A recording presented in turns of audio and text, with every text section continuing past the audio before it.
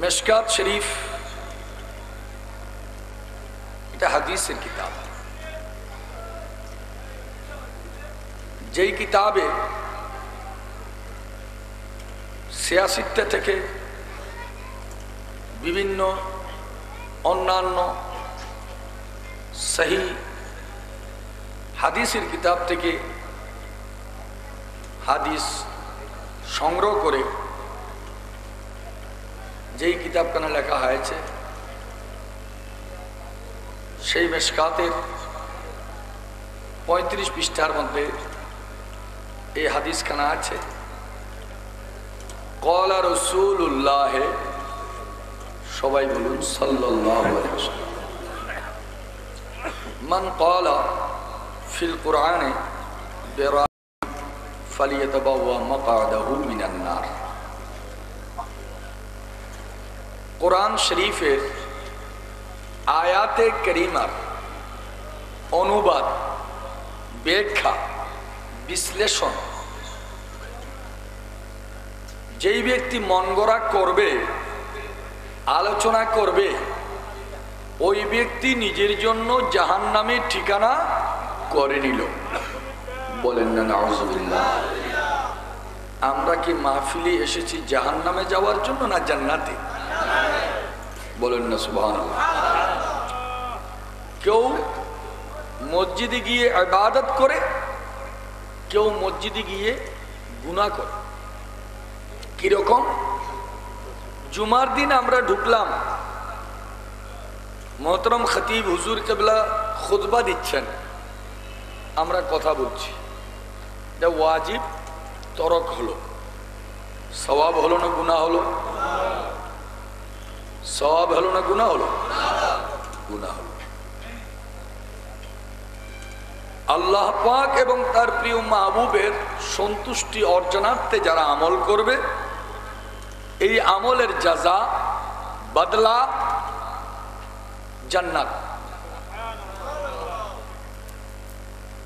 রিয়াই যদি হয়, লোক দেখানো যদি হয়, এই আমলের সওয়াব সে পরকালে পাবে না। আল্লাহ পাক আমাদেরকে দয়াল নবীর মহব্বত নিয়ে আলোচনা শোনার, আমল করার তৌফিক এনায়েত করুন, আমিন। মোহতরম হাজরিন, আপনাদের সম্মুখে আমি 2টি আয়াতে কারিমা তেলাওয়াত করেছি, একটি হাদিস শরীফ তেলাওয়াত করেছি, এবং আলোচনার পূর্ব মুহূর্তে শেরের কবিতা 2টি লাইন তেলাওয়াত করেছি। আমি চেষ্টা করব, আল্লাহ পাক যদি দয়া করেন, প্যারা মাহবুব নবী রহমতের নজরে যদি তাকান, গাউসে বাগদাদ যদি বেলায়েতের নজরে তাকান, আপনাদের যদি আন্তরিকতা থাকে, আপন পীর ও মুর্শিদের নেগাহে করমে আমি চেষ্টা করব, আমি অনুরোধ রাখব আপনাদের খিদমতে দিলের কানে শোনার আমরা যেন চেষ্টা করি। এই কানে শুনলে ওই কান দিয়ে বের হয়ে যায়। দিলের কানে শোনার আল্লাহ তৌফিক দান করুন, আমিন। আমার আলোচনার বয়স কিন্তু এখন 34 বছর।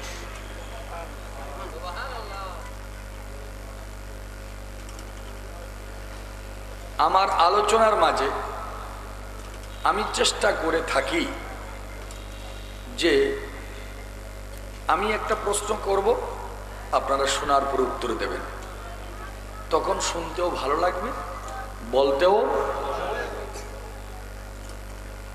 লিফলেটে দেওয়া আছে আজিমুশ-শান নুরানি মিলাদ মাহফিল, কিন্তু আমি আজিমুশ-শান এবং নুরানির মাঝখানে রুহানি বলেছি।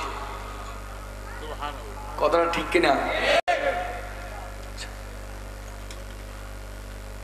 আমাদের দেহের মাঝে রু আছে কিনা? রু না থাকলে কি আমরা এখানে আসতে পারতাম? রু আছে বলেই তো আমরা আসছি, বলেন না সুবহানাল্লাহ। এই জন্য আজিমুশান রুহানি মাহফিল, বলেন না সুবহানাল্লাহ। মোহতরম হাজরিন, মানুষ যখন মারা যায় গোসল কাফন জানাজার ব্যবস্থা করে না? যদি মানুষ কম হয় হুজুর বলে থাকেন যে আপনারা 3 কাতার হবেন, ঠিক না হুজুর? কয় কাতার? 3 কাতার। 20 জন মানুষ জানাজা পড়ার জন্য এসছে। প্রথম কাতারে 9 জন, দ্বিতীয় কাতারে 6 জন, তৃতীয় কাতারে 5 জন। কয়জন হলো? আমার কথা বুঝতে পারছেন? কয়জন হলো?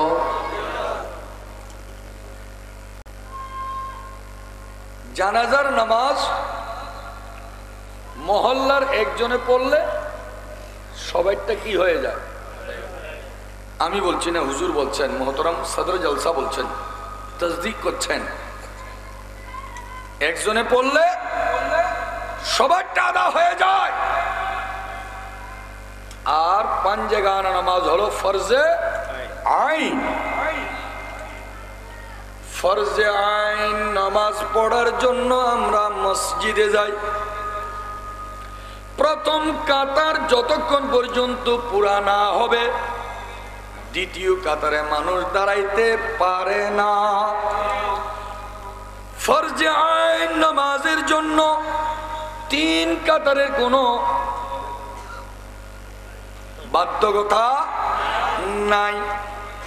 জানাজার নামাজের জন্য মানুষ কম হলে 3 কাতারের কেন বাধ্যকতা রয়েছে? এই জন্য রূহের জগতে রব্বুল আলামিন যখন বলেছিলেন আলাস্তু বিরাব্বিকুম ক্বালু বালা, তখন রূহের জগতে 3 কাতার হয়েছিল।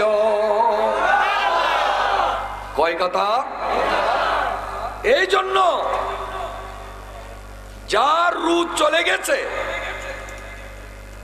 মৃত্যুবরণ করেছে, মৃত ব্যক্তির জানাজা দিচ্ছেন জিন্দারা। বলে জিন্দা হলো, জানাজা দিল, তোমারও একদিন যেতে হবে এই পথে। ওই রূহের জগতের কথা স্মরণ করে তোমরা 3 কাতার হয়ে নামাজ পড়ো, বলি সুবহানাল্লাহ।